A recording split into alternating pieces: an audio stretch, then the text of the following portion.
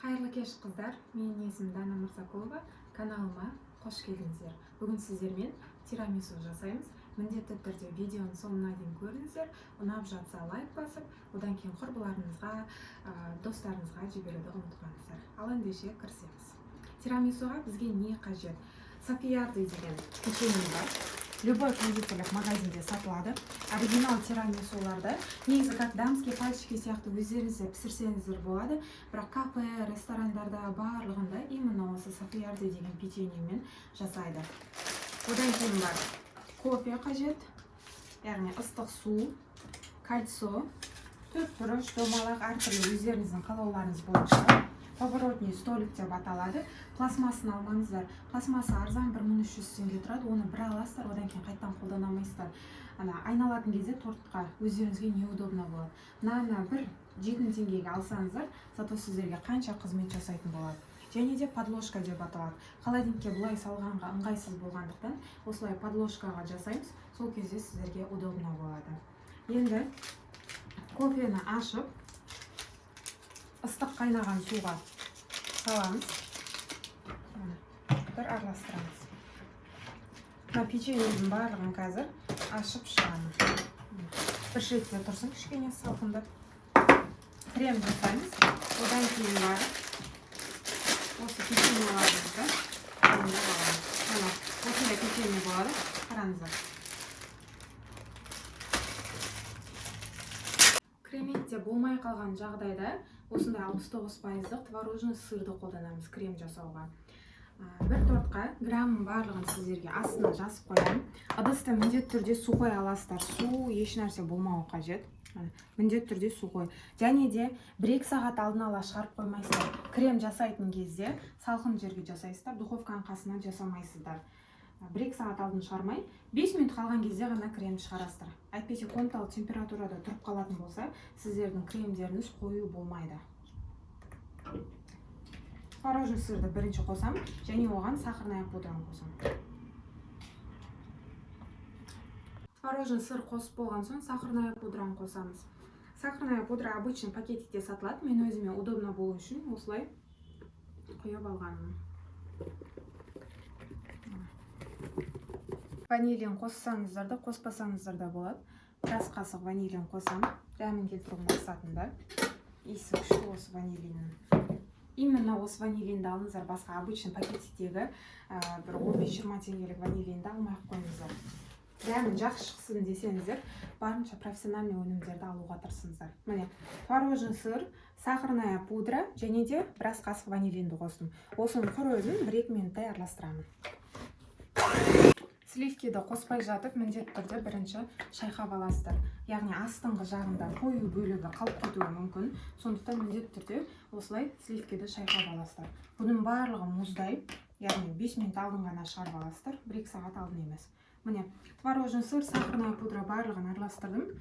Енді сливкиді өлшеп, сонымен араластырамыз. Кейбіреулер бірінші сливкиді қосып жатады. Әркім әртүрлі жасайды. Негізі ең оңай жолы сливкиді ең соңында қосқан сіздерге тиімді. Қыздар, қараңыздар. Осылай ұстаған кезде, міне, құламаса, значит біздің креміміз дайын деген сөз. Міне, әр жерін тексересіздер, бірақ жерін емес. Міне, қараңыздар. Былайнан ұстап жатырмын, менікі мүлдем құлап жатқан жоқ. Значит, бізде крем дайын деген сөз. Міне, бұл техникалардың барлығын дұрыс орындағандықтан, яғни холодильникте 7-8 сағат кемінде тұрды. Одан кейін араластырған кезде де 4-5 минуттан артық араластырмайсыздар. Егер одан көп 10 минут араластырып кететін болсаңыздар, қайттан сұйық қалпына еніп қалады. Енді бөлек ыдысқа, міне, банка немесе бір бөлек ыдыс алып, осылай кремдеріңізді қойсаңыздар, өздеріңізге удобно болады. Сонымен біздің креміміз дайын. Кез келген торттарға, осылай бупипайға, молочная девушкаға осылай кремдерді қоссаңыздар болады. Подложкамыздың астыңғы жағына кішкене крем жағып аламыз, чтобы жан жаққа тайып кетпеу мақсатында. Енді кальцоңызды алып, өздеріңізге қандай мөлшерде торт қажет, соны былай өлшеп алсаңыздар болады. Міне, маған кішкентай домалақ қажет. Енді оған мына печеньемізді алып, ыстық қайнаған суға бір бүйтіп салып жүресіздер. Кім көп салып жүрмеңіздер, себебі жібіп кетеді. Осының астыңғы жағына полный қойып шығамыз. Одан кейін крем жағамыз. Астыңғы жағына орнатып шықтық. Енді кремді бір қасық алып жағып шығамыз. Қараңыздар. Жақындатып. Барлық жеріне жағып шығамыз. Одан кейін барып, қайттан осы слойларымызды жағып шығамыз. Оны қазір сіздерге көрсетемін. Крем жағып болған соң, міне дәл осылай чередовать етіп жасап шығып жатырмыз.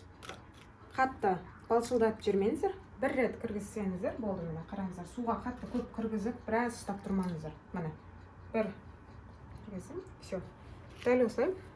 Қазір егер арасында сыймайтын жерлер болса, лайнан бөліп мына жерлеріне осылай қоясыздар.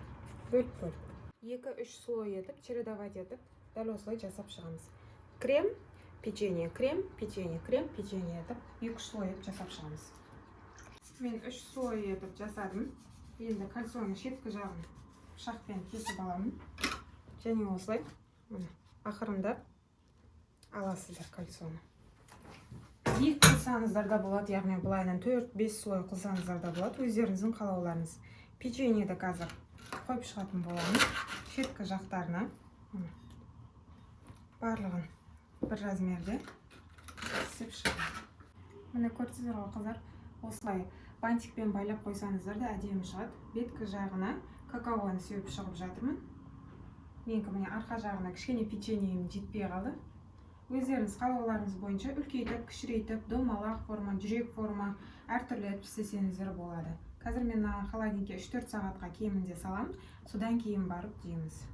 Отбасыларыңызды осындай дәмділермен қуантып жүре беріңіздер. Какао емес, бетіне глазур жасасаңыздар да болады. Рецепт ұнаса, лайк басып қойыңыздар. Түсінбеген жерлеріңіз болса, спокойно сұрай беріңіздер. Мен ойымша барлық жері түсінікті деп ойлаймын. Ең оңай торттардың бірі. Қонақ келетін болса да тез жасайтын торттардың бірі. Баршаларыңызға сәттілік. Келесі кездескенше.